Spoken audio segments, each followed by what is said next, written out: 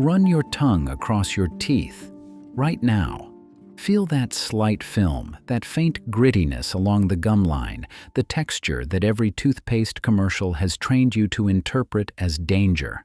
That feeling is the reason you will brush your teeth tonight. It is the reason you brushed them this morning. It is the reason your bathroom contains a plastic stick with nylon bristles and a tube of flavored chemical paste that you have purchased, by conservative estimate, over 1,000 times in your life and will purchase 1,000 more times before you die. Now consider this. Your ancestors, for roughly 300,000 years of human existence, never brushed their teeth. Not once. Not with a plastic brush. Not with paste.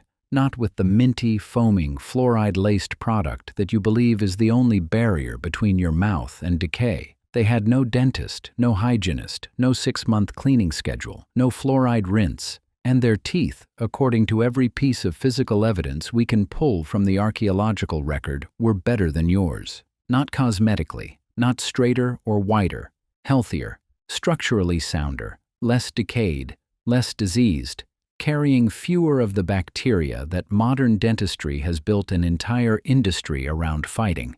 Your ancestors' teeth were, by the standards that actually matter, superior to the teeth in your mouth right now. And they achieved this by doing nothing that you would recognize as oral hygiene. The deeper I went into why, the more I realized this wasn't a story about teeth. It was a story about what happens when you break something and then sell the cure. Start with the evidence, because the evidence is in the bones, and bones don't lie the way advertisements can. In 2013, an international research team led by the Australian Centre for Ancient DNA published findings from one of the most comprehensive studies of ancient oral health ever conducted. They extracted calcified dental plaque from 34 prehistoric European skeletons spanning from the last hunter-gatherers through the Neolithic, medieval, Industrial Revolution, and modern eras. What they found overturned virtually everything the modern dental industry implies about the history of human teeth. Hunter-gatherers had remarkably healthy mouths. Their oral bacteria were diverse, resilient, and contained significantly fewer of the species associated with cavities and gum disease. Their teeth showed minimal decay. Their jaws were well formed, with enough space for all their teeth, including wisdom teeth, a detail that matters more than you'd think. They achieved all of this without brushing, without paste, without any product manufactured by anyone. Then came farming. Around 10,000 years ago, the human diet shifted dramatically. Grains, starches, soft-cooked foods replaced the fibrous, raw, protein-heavy diet that the human mouth had evolved to process. And the oral microbiome changed with it. Disease-causing bacteria became more prevalent. Cavities appeared. Gum disease spread. The researchers noted a distinct shift in the composition of mouth bacteria at the Neolithic transition. Farming didn't just change what we ate, it changed what lived in our mouths. But here's the strangest part. After that initial shift, the oral microbiome remained remarkably stable for thousands of years. From the Neolithic through the medieval period, the bacterial composition of the human mouth stayed broadly consistent. Farming had introduced new problems, but the human mouth had reached a kind of equilibrium. People had more dental disease than hunter-gatherers, certainly, but the situation was manageable, stable, livable, for roughly 8,000 years. Then, around 1850, something shattered that equilibrium completely. The Industrial Revolution introduced two things into the human diet at a scale never before seen in the history of the species: processed white flour and refined sugar. And the oral microbiome didn't just shift, it collapsed. The bacterial diversity that had characterized human mouths for millennia was replaced by a drastically simplified ecosystem dominated by a single type of bacteria, the kind that produces acid, the kind that eats enamel, the kind that modern toothpaste was invented to fight. This raises a simple but critical question. If the disease was created by the industrial diet, why was the solution a product rather than a change in the diet?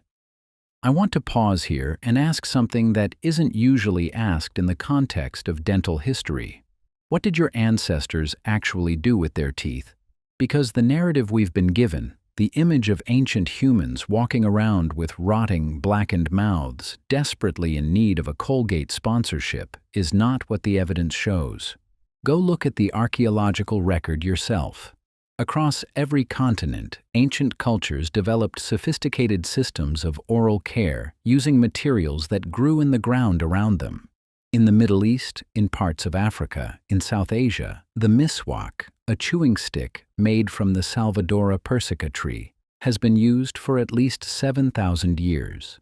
Clinical studies comparing miswak to modern toothbrushes have found comparable, or in some cases, superior results in plaque reduction and gum health.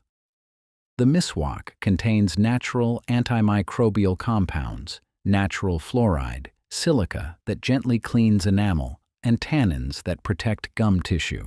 It is, by any scientific measure, an effective oral hygiene tool, and it grows on a tree. In India, neem twigs have served as the traditional teeth cleaning tool for thousands of years. Neem is one of the most potent natural antibacterial substances known.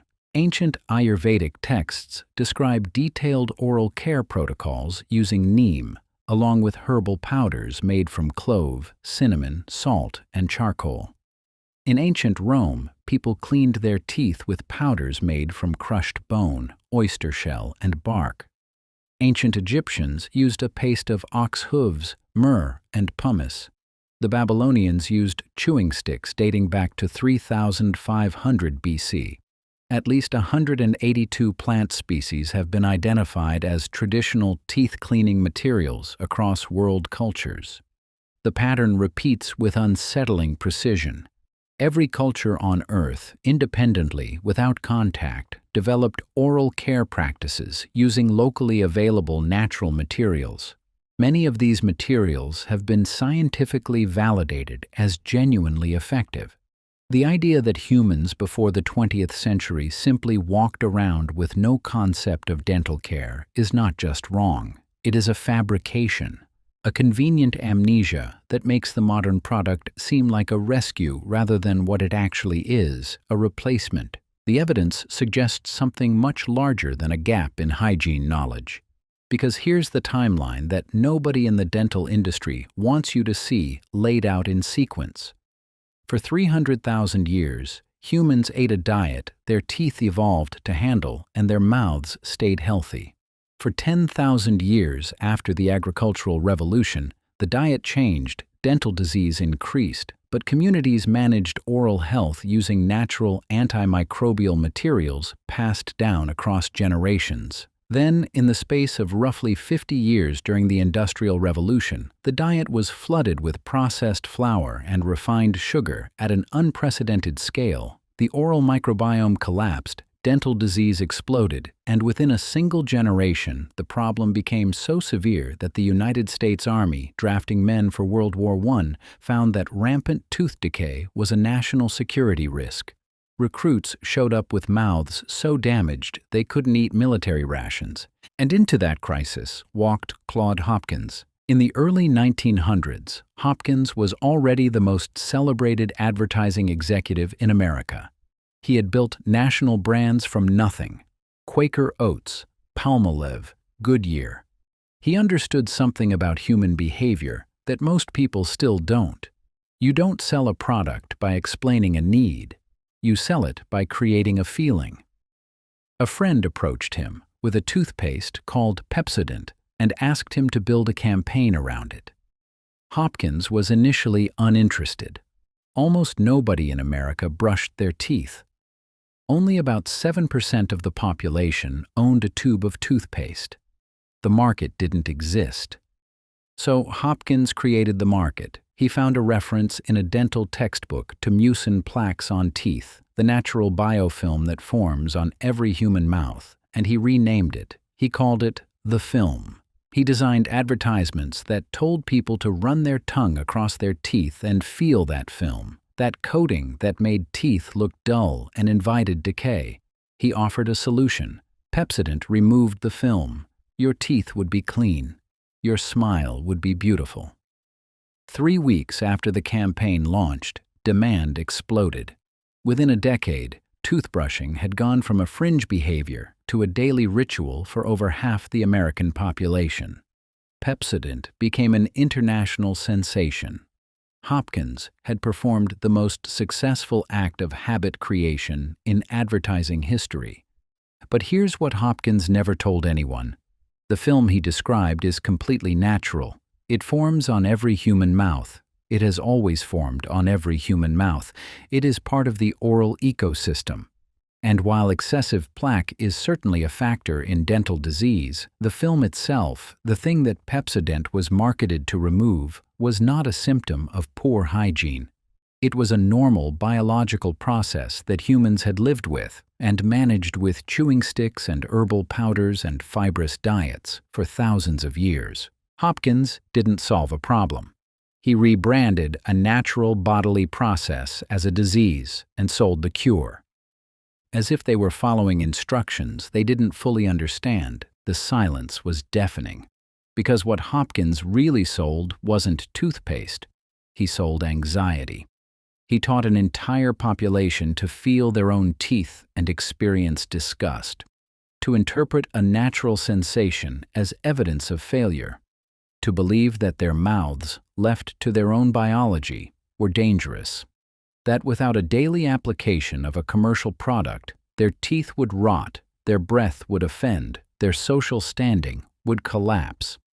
He turned the human mouth into a site of permanent insufficiency that could only be managed through purchase.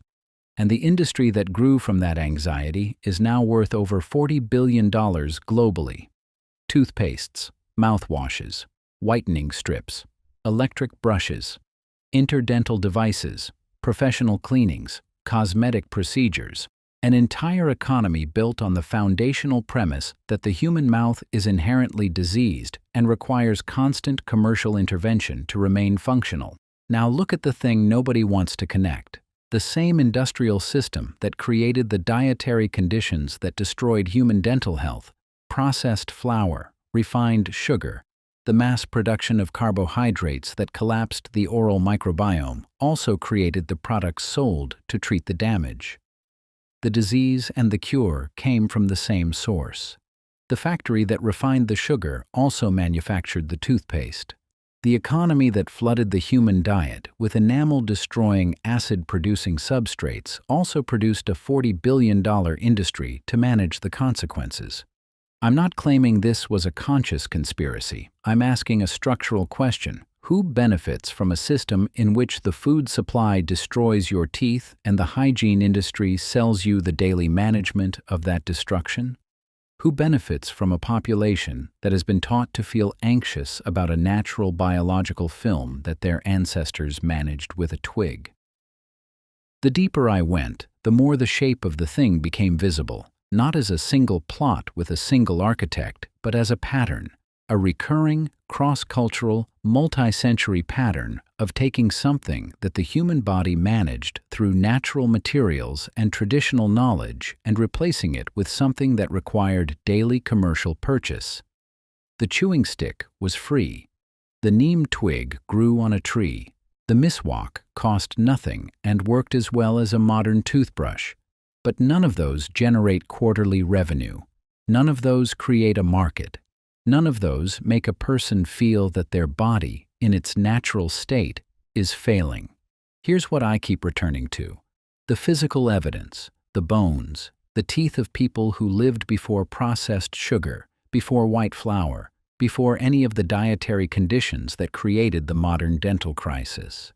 Those teeth tell a story that the industry doesn't want told. They say that the human mouth fed the diet it evolved to eat, maintained with materials that grew in the ground, is not inherently diseased. It is not a site of permanent crisis requiring permanent intervention. It is a system that worked for hundreds of thousands of years without a single product in a single tube on a single shelf. And the system that replaced it, the processed diet combined with the commercial hygiene regime, hasn't made our mouths healthier. It's made them dependent. Modern humans have more dental disease, not less, than most historical populations. We brush twice a day, we floss, we rinse, we visit the dentist every 6 months, and we still have cavities at rates that would have been unrecognizable to a medieval farmer, let alone a hunter-gatherer. The products aren't failing, the diet is still winning, and nobody is asking why we treat the teeth instead of the food. I don't have a complete theory, I have a question that multiplies the deeper I look. Why did a species that maintained healthy teeth for 300,000 years suddenly need a commercial product to manage its own mouth? Why was the solution a paste and not a diet? Why were the traditional practices, the chewing sticks, the herbal powders, the antimicrobial twigs that had worked across every culture for thousands of years, dismissed as primitive at the exact moment a new industry needed them to be inadequate? Why did Claude Hopkins teach America to feel disgusted by its own biology? I'll leave you with this. Tonight, you will brush your teeth. You will squeeze paste onto bristles. You will scrub for 2 minutes because that's what you were told to do. You will spit and rinse and examine your teeth in the mirror and feel, briefly, that you have done something necessary, something protective, something that separates you from the decay that would overtake your mouth without this nightly ritual. And somewhere in that ritual, your tongue will pass across your teeth. You'll feel the smoothness. You'll feel the absence of the film. And you will experience that sensation as clean, as safe, as correct. But consider this. Your ancestors felt that film too. Every morning, every night, for 300,000 years. And they didn't feel anxiety. They didn't feel disgust. They didn't reach for a product. They chewed a twig. They ate food that didn't dissolve their own teeth. And they went about their lives with mouths that worked the way mouths were supposed to work, in a body that didn't need to be rescued from itself. The film was never the problem. The question is, what made you think it was?